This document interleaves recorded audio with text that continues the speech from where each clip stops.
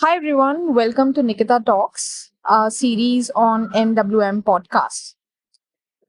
The journey of reading and understanding a book becomes even more interesting with insights from a person who has understood the nuances of its story and characters.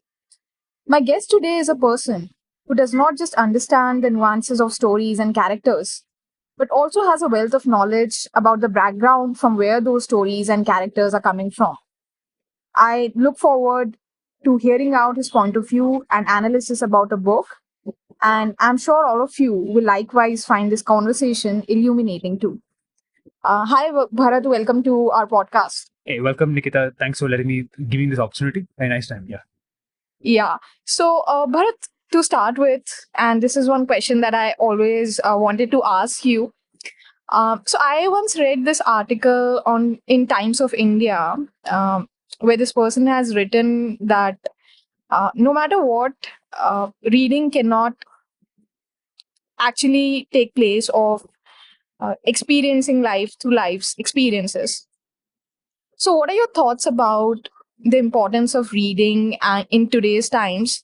And do you feel that reading has the power to actually transform our lives? Okay. So it's interesting. I like to use a lot of conceptual structuring to understand the world better. So this term, what you're talking about, is called positivist, right? Which is basically the idea that don't trust anything until you experience it, and you can only the best way to learn life is to experience it, which is a great concept, right? But the problem is, one, there is limited time. Two, there's limited space. And how much can you experience about the world? Two is, by doing that, you're kind of denying yourself the ability to access the world's greatest information compiled through ages, right? People from all around the world, people from all across time, right? You have the greatest minds who have sat down, thought through things that even can affect you today. It's often good to go and check things yourself, right? So the Royal Academy of Sciences, their basic logo stands for don't believe anyone but yourself, right? In terms of the work that you do, verify. It's great, right? Makes sense, right? People can lie to you today. Fake news is a big deal, but it's doesn't mean that you go the other way and you say I don't trust anything, right? Because there's a lot of good things out there. So reading is very powerful because you get to experience the world through someone else's eyes, whether it is non-fiction or fiction. You get a perspective. That perspective then helps you understand the world in a much quicker way. So think about it like saving off minutes of your time, right? So we sometimes take shortcuts to get to somewhere faster because there's no point sitting in traffic for that long. Same way, why go all the way somewhere to learn something critical when it's already existing as a book? Now, there is a point that often they make is that experience provides a certain sense of knowledge that uh, knowing something can never provide, which is that basically uh, experience is like this. How do I say it? Like it gives you a certain kind of quality of knowledge, meaning in sense like a certain quala, as they call it, of knowledge, which no written work can ever give you, right? Because, for example, like think about someone talking about their experience going all the way up to Mount Everest. They can talk about it as much as they want, right? But there's a difference in going there, breathing that cold air, like less oxygen air, and getting that, right? But reading it can get you somewhere close, right? And that ability can help you understand information, right? So it's about trade-offs basically. So for me, the thing is, obviously experience is important, but you can't be everywhere. You can't be at any time. So you use reading as a good compensation to help you understand the world and therefore prioritize also. Maybe you know what you want to experience. Then you can maybe decide, okay, someone's already experienced this and written it down. I can experience this and see if it's different, right? So that's the kind of way it works. So reading is very powerful. That way, I think it's good for everyone to read because that way you are like, again, you're just cutting off the fact that you have to redo work yourself. Yeah. So Wow, Bharat, that's so insightful, actually. So, how did your reading journey start? When did you actually become an avid reader? And which are the first set of books that caught your attention? like everyone else, I started reading when I was very small, on and off. I would pick it up, then drop it, pick it up, then drop it, etc. Over time. So my first experiences are mostly with comics, right? So comics and your traditional fairy tales, your fables, etc. All Enid Blyton. I mean, this is typical stuff that most people in India would have read. So that's no difference here. The thing was, for me, what would happen is the questions would keep coming in, and I would keep asking, why is this seeming limited? So my hunger started driving more and more and more. So even today, I'm a very hungry person in the sense that I want more experiences. I want to understand more perspectives.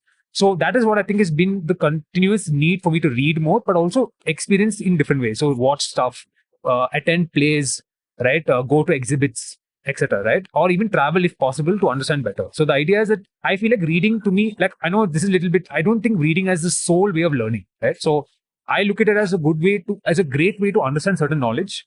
But if you have other ways also, it's perfectly all right. So I look at it as a great way to understand perspectives, very, very useful. So for example, how does it feel like to be a Dalit in India, right? I don't have an idea.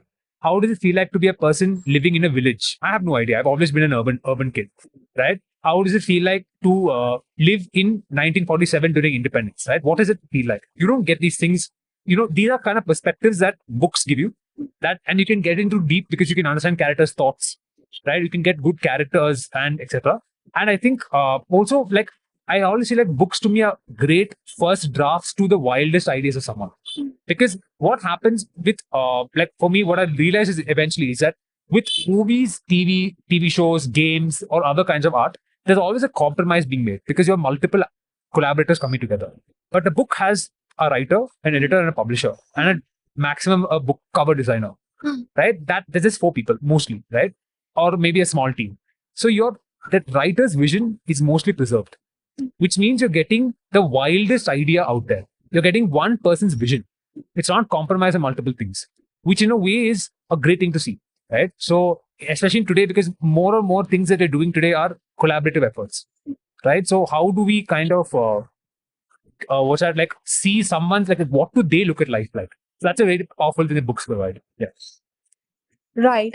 So, Bharat, so would it be right to say that while reading is one thing, it also matters, whether or not a person has that kind of intellectual curiosity to, actually become a learner and, develop that habit of, you know, learning and understanding how the world is. So if you ask me this question during the time when TV of cinema didn't exist, or even theater didn't exist, then I would say yes.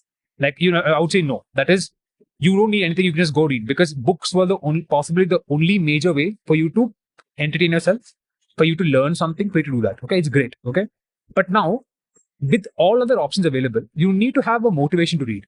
Okay, so now if you think about it, most people in India most books sold in India are for educational purposes. Right, so think of your GMAT, this thing, your UPSC guides, your how to crack NEET, how to crack all this. Okay, so that's very obvious, right? Because like, people want to read for some benefit. Right? If I want to entertain myself, why would I read a book?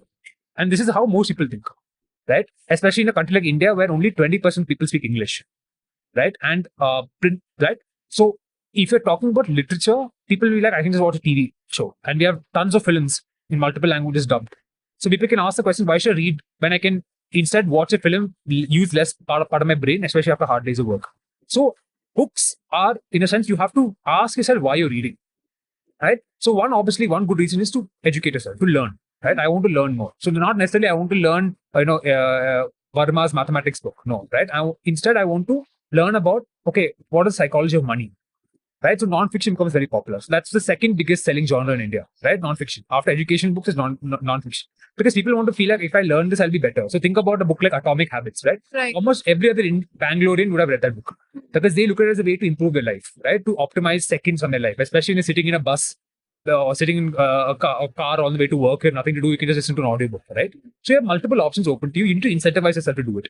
I look at it as like, you either have that, or then you have what I call cozy reads, right? So cozy reads are, think of your romance novels, think of your crime stories, right? These are things which you can kind of read. You have a fixed plot, the genres are knowable to you. You know, okay, in the end there'll be resolution, right? The couple will get together, the crime will be solved, etc. You can kind of read and enjoy it, right? So the thing is, like, I feel the challenge for book reading today is, the question always is, why should I spend my time on this when I can for entertainment, if I can do something else, right? So you, in a sense, and this is for the majority of audiences, right? Because the funny thing we've always noticed is, people always think that, oh, book reading has kind of dropped. Okay. But if you look at throughout history, book reading percentages have remained the same. They never changed. The population may have grown, because obviously population grows, right? But the percentage have always remained the same. So it's always people who are either extrinsically motivated, because they want like some cozy read, I don't want to hurt my eyes, I want to sit and read a book, right? Or it's people who are intrinsically motivated, because I want to learn something, right? I just like the idea of book reading. So that's always been the kind of challenge. So I have a more cynical view on book reading. I know a lot of people look at it as a very aspirational thing. But for me, like, for example, I know this again is one more thing I want to be, just maybe to get your audience to think more than anything else, is the idea of Chetan Bhagat, right? So Chetan Bhagat comes into Indian book reading, Indian book writing as a project on how to get maximum people to read his book. So all his books are written with that idea. He even researched the best way to convert you into a reader. He thinks like a product manager. How to increase my number of readers in my book. That's how he looks at it. He doesn't look at it as I need to write this from my heart, etc. So everything he writes in the language he does, the way he markets it, the way he names his books, then all of that is based on that. So that I think is again, if you want more readers to come in, that's a good way to look at it, right? But obviously, many people in the book industry itself don't look at it. They're a little more elitist, right? So they look at the idea of book reading like I want it to be like a JLF where everyone loves reading, they come in, etc. Which you always have an audience for. India, as far as you have a large population, which means you have interest for everything, right? But the question again to ask in reading is, I look at reading as another form of storytelling, another form of information, right? But it's not holier than other ones. That's the question, right? Maybe one way it is holier, for example, is better compared to articles, right? Let's take your daily news articles that comes out. Books give you more standardized information, right?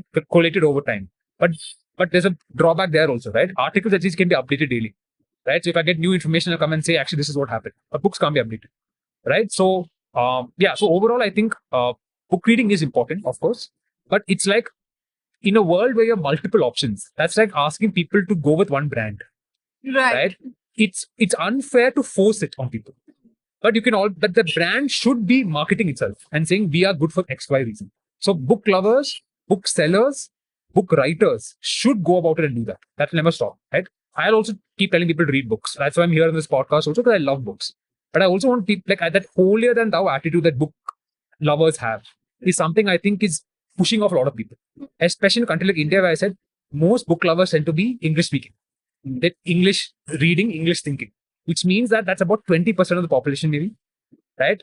But 80% population, just think about it, don't have access to that. Or the books that they have access to are not of that high quality because the infrastructure is not that sound. Which means they feel insulted. They feel like, oh, you people are looking down on us.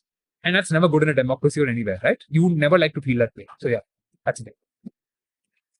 Interesting, Bharath. So I personally, look at reading as a way of, refining the lens through which I'm looking at the world.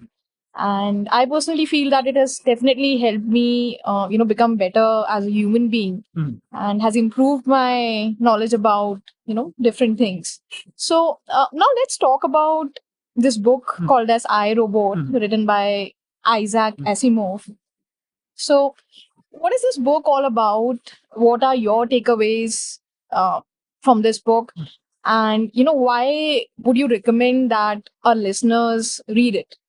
So, in terms of I, Robot, in the world when it was written, I completely agree with your point of view. This is where I think if you don't have a book like that, no one's worldview would have been expanded.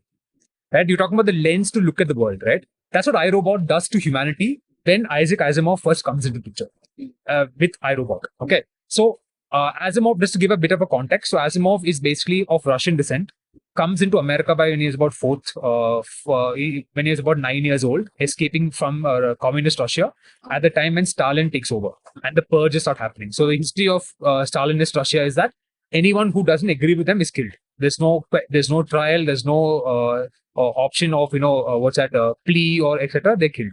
His family escapes, comes to America. As a result, he's a very avowed capitalist, loves the industrial work of America, loves the innovation, and sees the communists as everything bad. Okay. So his thought process is very important because there's a reason why he's called one of the grandfather, like one of the great writers in science fiction, and he innovates this. And his way of thinking about it comes into play when he looks at science fiction. So his main thing is about the need for freedom, the need for human rights, the need to ensure that you can't have anyone control over you, which is basically antithetical to his parents' experience in communist Russia, right? So he comes into, so his major innovation, there are two major innovations, but I'll talk about for the sake of this book, is the idea of robot. What does it mean to be a robot? So the word robot is actually coming from a Polish word. It's a play. Robot means, it's a Polish word for worker. But it's a different play written by wonderful, actually a play, right, written by this playwright who looks at robots as being these to replace, basically it's coming from that Polish communist experience, right? So what happens is that in this, the communists basically replace the workers who are they supposed to protect and care for. Now, that's the whole idea of the communist this thing with robots. People who can then do that. And then it's a whole revolution about the robots realizing that they're also slaves, getting a Marxian consciousness. Anyway, but what happens is he looks at it as an allegory for what it means like to be replaced, what it means like to be replaceable in a very Marxist way of sense, and how the Soviet Union has failed them. What Asimov does is he takes this philosophical and sociological idea and he starts actually thinking through it in a psychological and science fiction lens, which is a revolution. Until then, no one thought of it that way. So robots, basically, as you all know, robots are basically any non-living being, right? Created by humans to achieve a certain task independently with a certain amount of intellect, right? That way. So the question Asimov starts asking is a more psychological one. That's what iRobot is. If you think about the word I, robot. Can robots be I? Can they have a self? And I say I, me, you understand. Okay, it's Bharath, right? He's a human being. You're not going to doubt it. You're not going to question it, right? I'm not going to question Nikita is actually a human being. Very clearly so. But can you say a robot is a person, a being, having I as a pronoun? It's very interesting as an idea, right? So that itself, think of it how revolutionary the title is because it gets you thinking. Can a robot have an I? Can a robot be about a person? Can it have a personhood? Right? So think about, for example, in our legal system, right? Our legal system defines a company as a legal entity, which means it can be considered as a person. It's very interesting, right? These are abstract concepts, but what does it mean to be a company, to be a person? Can a company be hurt? Right? Can a robot be hurt? Right? Can a robot have feelings? So Asimov works with this construct and creates these wonderful stories, right? Using so the thing with Asimov is he's a very scientific mind. So think of it like he looks at everything like a computer, right? Like the world is a set of variables. You input variable in different hierarchy in priorities, and therefore you'll get output. And then sometimes you'll have problems. So any engineer or programmer listening to this will instantly love Asimov as well as learn a lot from Asimov, about life in general, right? So a best example of, I'll use, before you can continue your question is, think about your AI today that you use for whatever, right? So whether you are generating text, you're generating images, you're thinking to yourself, okay, if I write, you think of the most offensive thing in your mind, the thing that really offends you. Think if someone else wrote that into a generative AI and asked to produce it. Right? This could be on religion, this could be on caste, this could be on gender, anything. And they produce it and they share that image. How offended would you feel? You wanted some protections to ensure that doesn't come out because it offends you. Correct. But this in a sense you can consider like a law, right? So think about why do you need that law, right? Because you want to protect from being offended very terribly, right? But so the question is, you also want to limit the, for example, generative AI from creating for fake news. These are laws, right? So you want to put it into that which will limit the way it works. So I'll go into it more when we get to that question if you want to know. But Asimov is the first one to start thinking about this. That if you bring in robots into this world, if they're not human beings, they don't learn, right? So human, for example, I don't want to kill you because I feel irritated. Like there's something biological in me which doesn't want to kill you. Unless you hurt me, you are about to kill me yourself. There's self-defense, right? Or I have some psychopathic impulse, etc. But generally, people don't want to kill each other. Why? Because there's a biological instinct and we learned through humanity. But robots don't have that. So don't we need some laws to govern them? So that's a question that Asimov starts thinking about. And then he starts writing in his mathematical way wonderful stories that make up iRobot. Okay, so iRobot is basically a collection of stories, right? So I read the first story and I would like to understand from you, Bharath, that do you feel that Isaac's point of view is that, while we try to paint robots as villains, it is basically the human beings who are operating them. What are their intentions that, actually, lead to this conclusion that, whether a robot is going to have a positive impact or a negative impact on a society, that is entirely dependent on the human beings who are operating them. So it is not that technology is a villain here. It is, the intent of the people who are using it that matters. So I'm going to give you an example. I'm sure many of the audience will know Black Mirror, right? Netflix show, right? So Black Mirror exactly mirrors this idea that it doesn't matter what technology you do. It's the people who create it. It's the people who promote it. It's the people who use it that matter. If they are flawed, the technology is flawed. That's how it is. This is an Asimovian perspective of the world. Okay, that you don't blame the technology, right? And also one reason Asimov comes into it is think about like an engineer or scientist, right? They will always prefer data, models, they'll prefer computation compared to human beings. Because in computation, it's clean. You write a code, you get an output. Correct? I say this, I get this. Right? But the human being says X but does Y. What's happening there? There's a gap there, there's a discrepancy there. So, in a sense, Asimov always saw robots and technology as better than human beings. That's another input he gives you. Because his belief is that if a good, smart, like very benevolent human being programs a robot, that robot is better for humanity than human beings. He doesn't like the messiness of human beings or their discrepancies, right? Because he feels that's the cause of all problems. So he looks at, for example, what happens in communist Russia as a result of that. That there was a system, but the system was destroyed because Stalin interpreted the way he wanted. He said if a computer was there instead and he interpreted communist Russia as per the communist rules, it would be okay. But Stalin comes and makes his own decisions because he wants to continue power.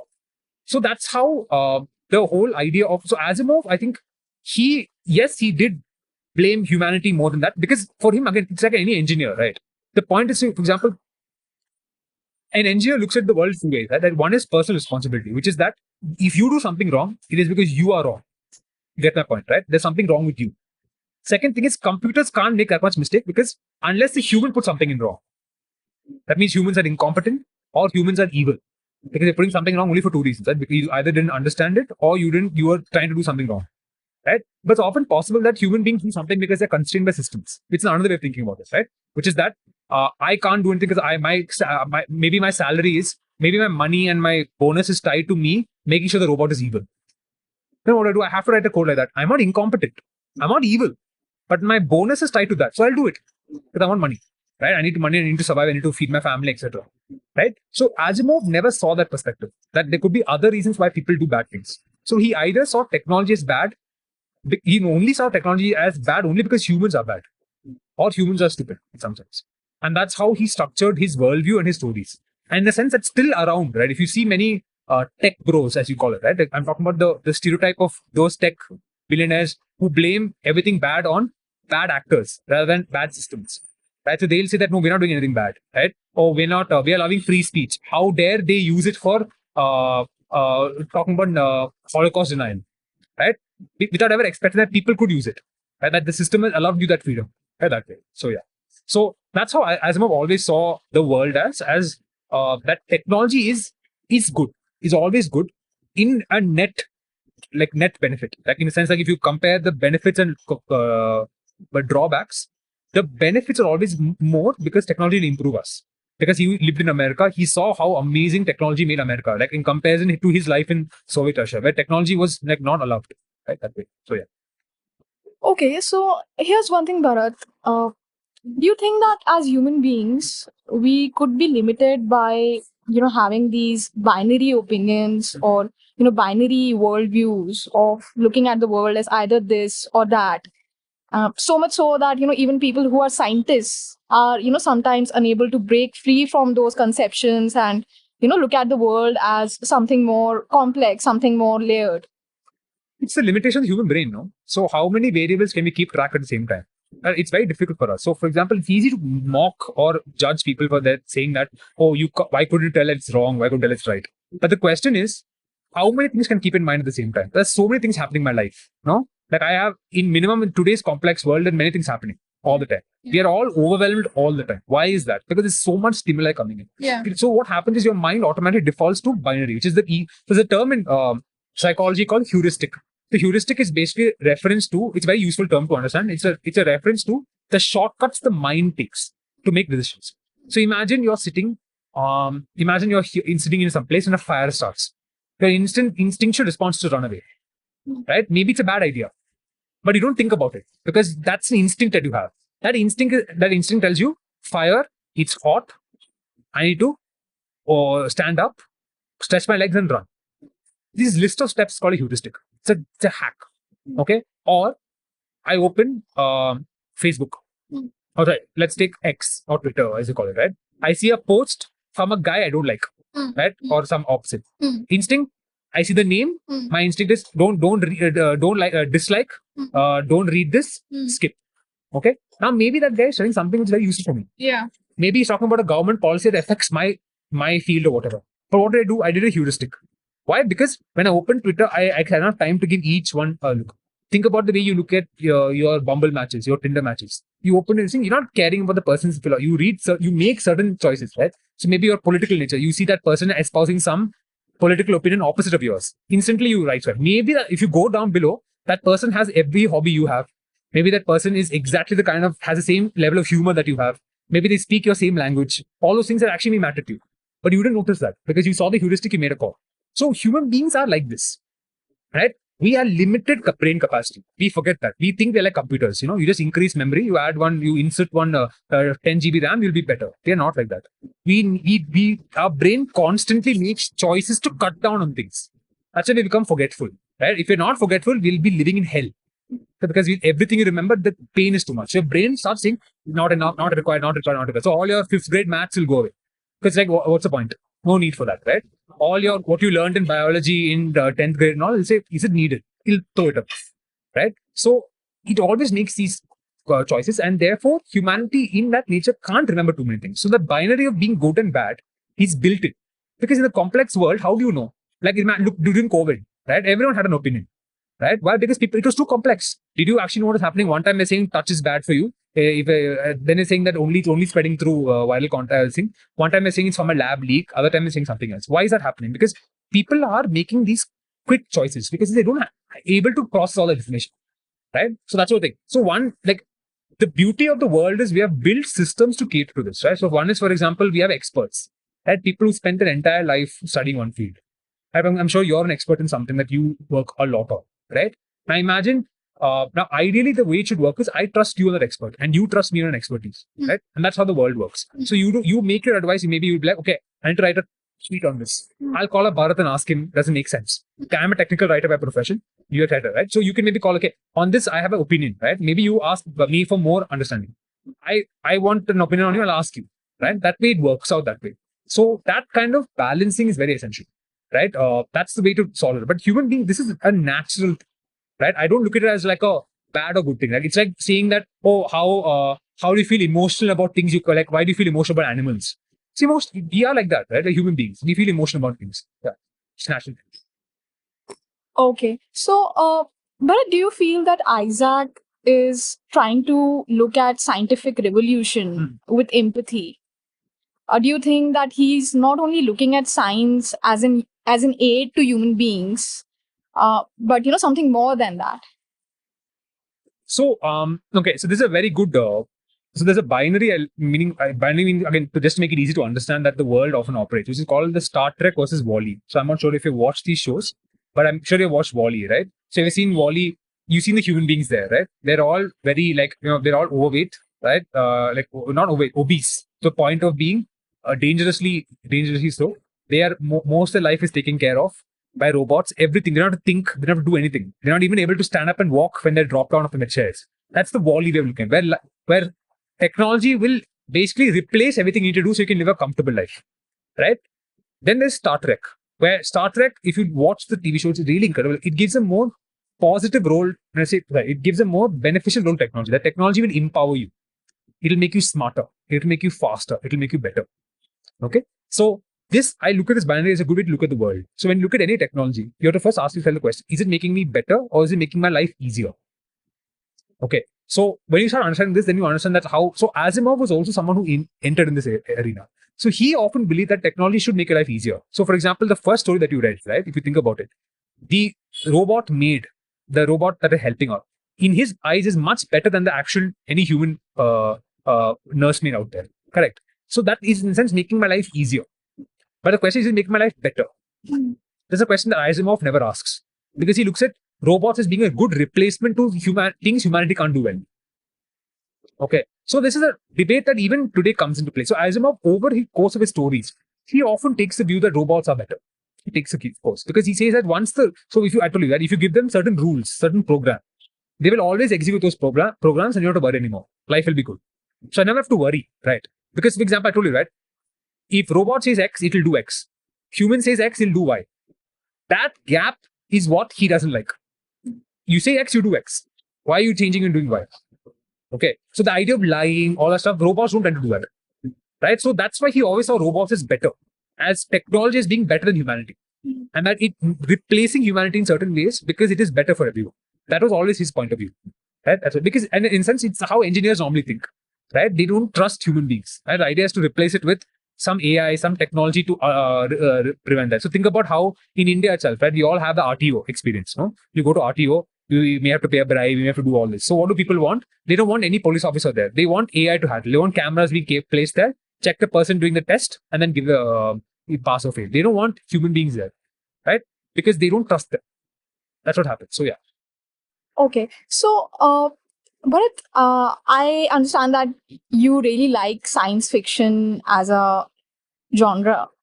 Uh, what makes you find this genre so fascinating? And to those of us who have not read any science fiction books yet, can you tell us some of the reasons why we should explore reading science fiction books?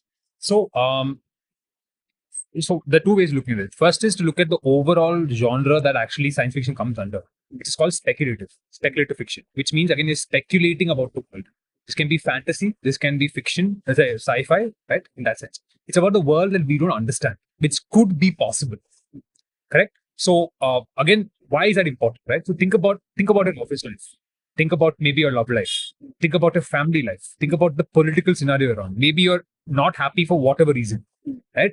The beauty of science fiction generally is it helps you look at a frame to maybe think of improvements to your life. So maybe, right, in your office, there's an issue of trust. No one trusts each other. Your boss doesn't trust you, right? Now, maybe you read a science fiction story as basically telling you about a way to solve the trust issue. Okay. Maybe let's take you are a robot programmer and you're little bit, you have no idea about all these ethics. You just want to create a killer robot. Okay. Maybe you're a person in a competition. You then read iRobot and then it opens your mind.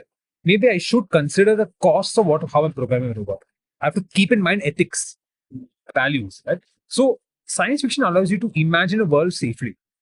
And it allows you to see a world safely and learn things from it. Right? Maybe it's the small things, right? For example, what's the cost of having nuclear weapons?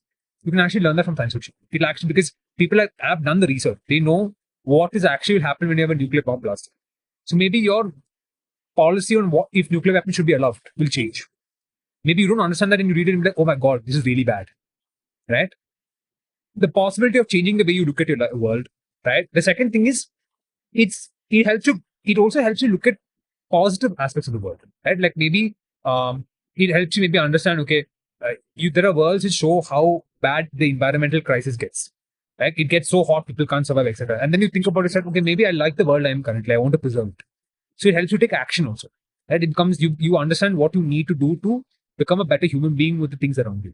Right? So there are multiple possibilities. The beauty of sci-fi, like anything, is it tackles every feature known to man. Right? So if you may not care anything about robots. That's fine. You may find things related to health.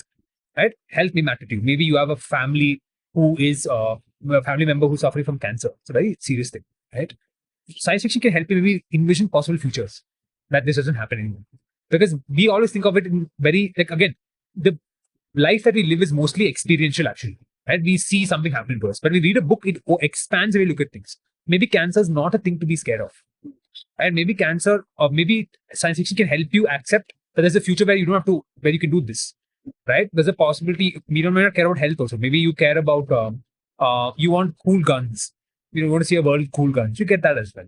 Right? So science fiction is useful for everyone today. Before, it used to be more of a male dominatory area. Okay, but now some of the biggest science fiction winners have all been women. Oh. So that idea of diversity is coming into play. So you have people who are from all races coming into right from their perspective, right? So that also, you have a lot of great Indian sci-fi writers also, right? And they're imagining not just from a historical lens but also modern day lens. For example, the environmental crisis, right?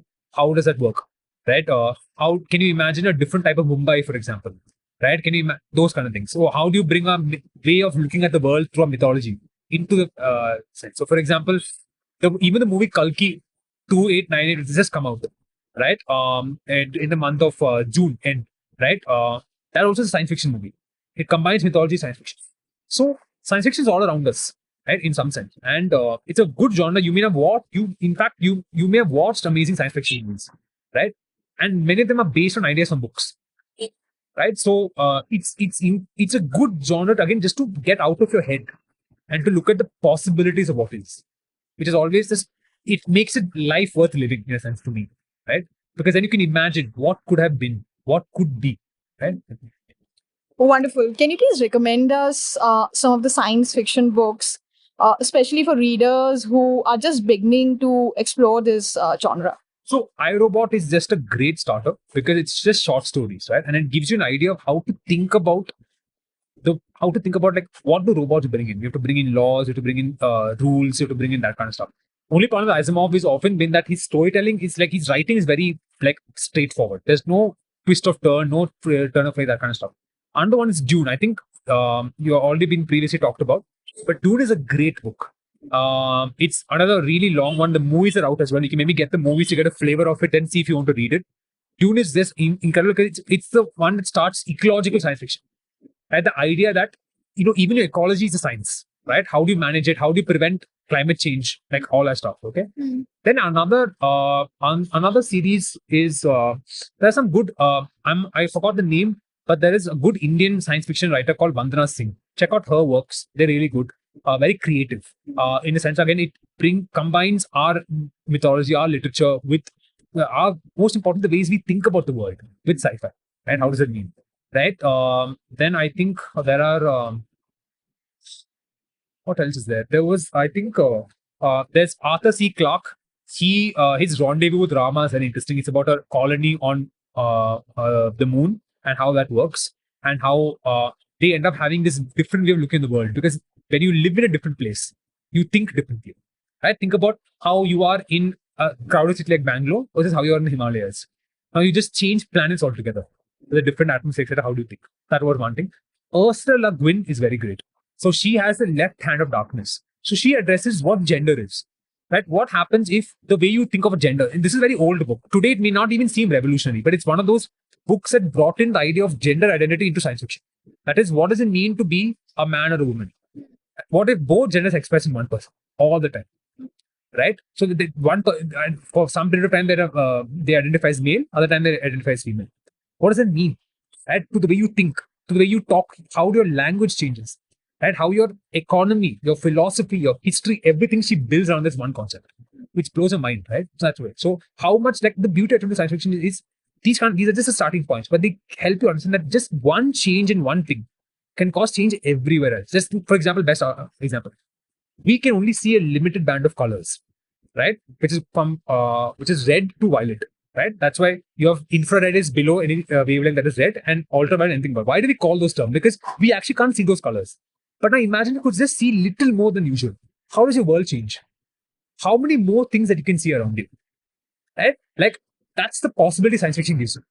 And just thinking about this, can you build a story around it? How does it change your world? Right? That kind of stuff. So this is what that science fiction promises you. Right, and again, I'm just giving you very like little. These are some of the classics that most talked about. They're not there are lots of new ones out there for you. Check Goodreads. Reddit is great. Even they're all very good. Again, Frankenstein is a classic of this because it looks at the story from a very humanist lens, right? And like again, it asks the question of, is it good to bring back something alive, and that way. So yeah, so I'm hoping this will give you a kind of starting point to go in, and then once you dive in, then you may want more, and then we can all maybe connect back again, or you can always reach out and find more. Thanks, Bharath. Thank you so much for all of those recommendations, and thank you so much for sharing with us your point of view about iRobot and about reading and about science fiction as a genre. I'm sure our readers, our listeners will enjoy listening to this conversation, and there will be a lot for them to take away from this episode.